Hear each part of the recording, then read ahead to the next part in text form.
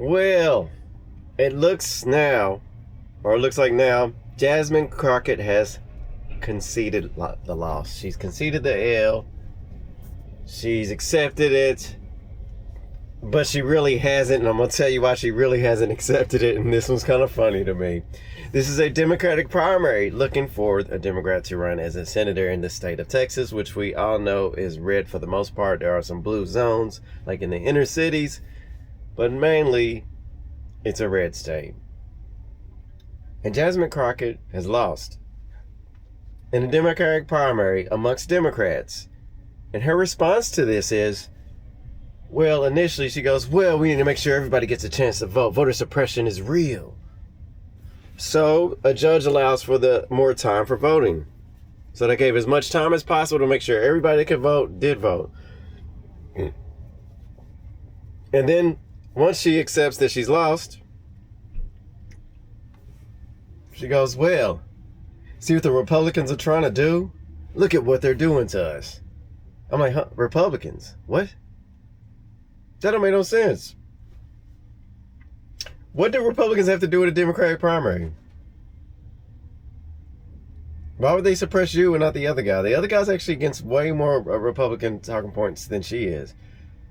The real reason is, we're going to be honest, and she's lost because, well, the people of Texas didn't like the product she was selling.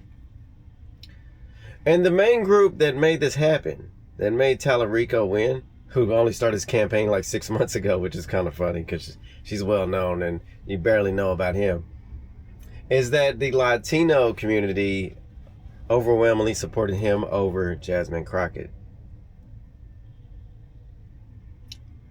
Which is kind of funny because the sell is with Democrats is the black voters, in particular black women, overwhelmingly vote for Democrats and just fully support them, and that's what gets them over.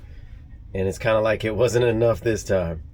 But I'm not surprised because Democrats promote single parenthood and no family. So you don't have a growing population. They're pro-choice, things of that nature.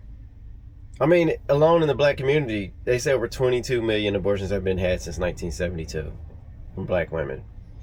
So we could argue the population of black Americans would be a lot larger, closer to 60 million. Because I don't know what it is now. I don't know exactly what it is, but you got to think 22 million people not being born matters. And Democrats have been pushing this.